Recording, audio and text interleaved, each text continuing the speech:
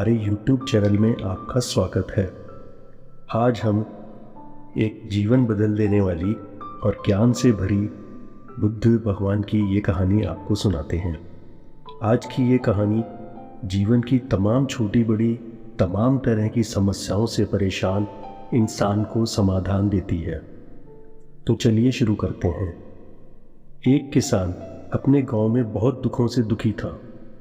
किसी ने उससे कहा कि तुम अपने दुखों के समाधान के लिए बुद्ध की शरण में जाओ, जो कि कुछ दिनों के लिए आए हुए हैं और यहाँ से कुछ दूर गांव में ठहरे हुए हैं। निश्चिंत ही वह तुम्हारे सभी दुखों का समाधान कर देंगे। यह सुनकर वह किसान बड़ी अभिलाषा लिए बुद्ध की शरण में चल पड़ा। यह विचार लिए कि बुद्ध उसे उसकी परेशानियों से, मानसिक पीड़ा से, तनाव से, दुखों से निकाल लेंगे। वह बुद्ध के पास पहुंचा। उसने बुद्ध से कहा कि हे बुद्ध, मैं किसान हूँ, मुझे खेती करना अच्छा लगता है, लेकिन कभी भी वर्षा पर्याप्त नहीं होती और मेरी फसल बर्बाद हो जाती है। पिछले साल मेरे पास खाने को कुछ नहीं था और इस साल भी बहुत अधिक वर्षा के कारण फसल को बहुत नुकसान पहुंचा। मेरे पास खाने को पर्याप्त भोजन भी नहीं है। किसान ने कहा, मैं विवाहित हूँ, मेरी पत्नी मेरा ध्यान रखती है, मैं उससे प्रेम करता हूँ, पर वो कई बार मुझे बहुत परेशान कर देती है।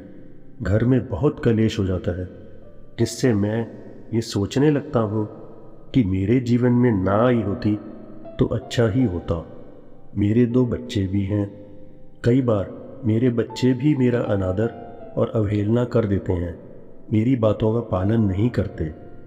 किसान अपने दुखी जीवन की तमाम ऐसी बातें लगातार बुद्ध को बताए जा रहा होता है। बुद्ध ध्यानपूर्वक उस दुखी किसान की समस्याएं सुनते हैं। जीवन की तमाम समस्याएं बताने के बाद जब कुछ मन हल्का हुआ तो किसान चुप हो गया।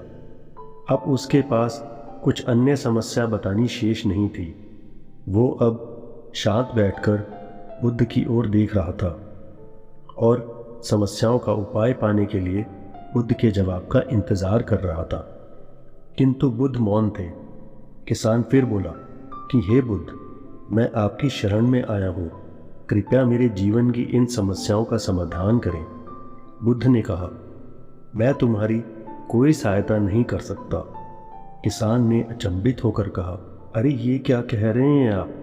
सभी कहते हैं कि आप सभी के दुखों का समाधान निकालते हो, तो क्या आप मेरे दुखों का निवारण नहीं करेंगे, इसलिए कि मैं एक गरीब किसान हूँ? बुद्ध ने कहा, सभी के जीवन में कठिनाइयाँ आती हैं। जीवन में दुख, परेशानियों का आना स्वाभाविक है। मनुष्य के जीवन में उसके कर्म अनुसार अक्सर परिस्थितियों में बदलाव आता रहता है, जो सुख, दुख, निराशा, क्रोध का कारण बनती हैं। नए रिश्ते बनना, पुराने रिश्तों का बिगड़ना, रिश्तों में मिठास, कड़वाहट, यह सब सामान्य है। ये जीवन का हिस्सा है और यही जीवन का चक्र है। वास्तविकता यह है कि हम सबके जीवन में 83 तरह की कठिनाइयाँ हैं। तुम और हम इन कठिनाइयों का समाधान नहीं कर सकते, कोई भी नहीं कर सकता। जीवन और जीवन में बने रिश्ते कोई स्थिर नहीं है।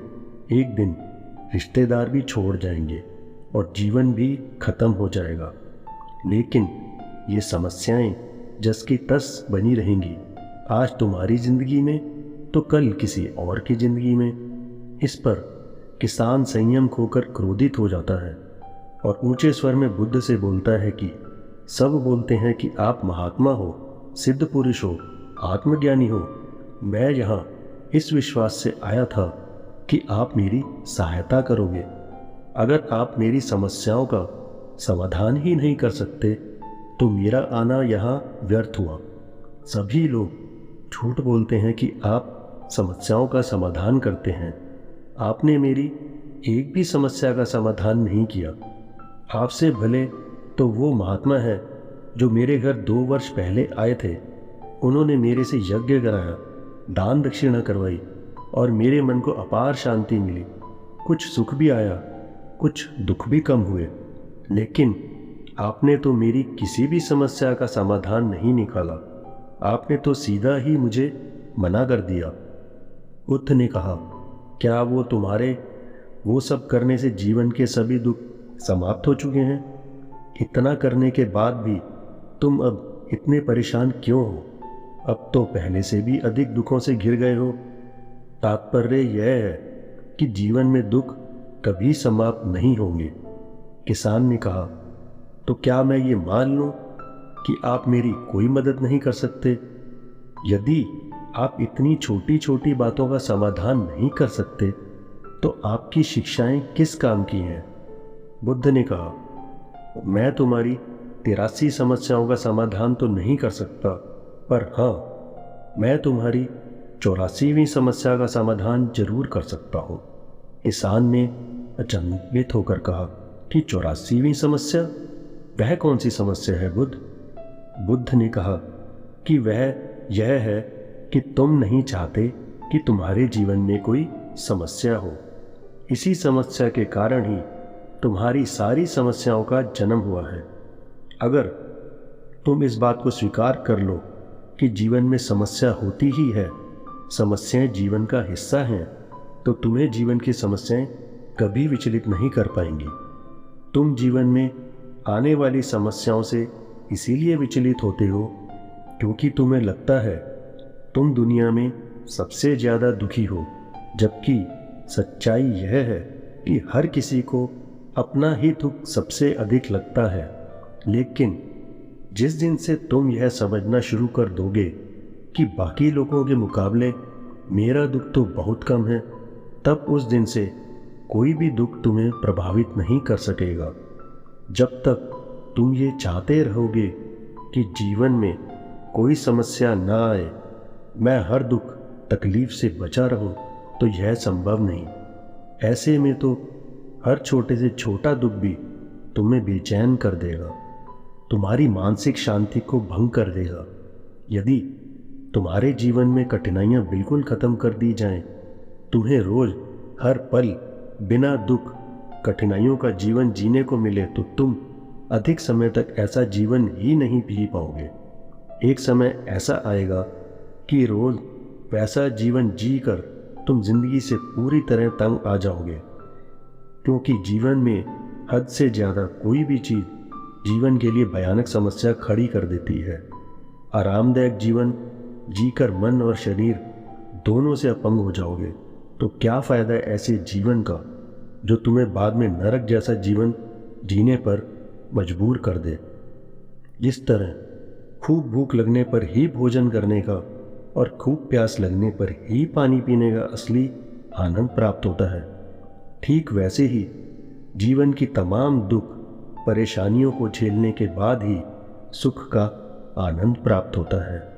इसीलिए जीवन में अलग अलग प्रकार से अलग अलग रूप में सुख दुख आते ही रहते हैं।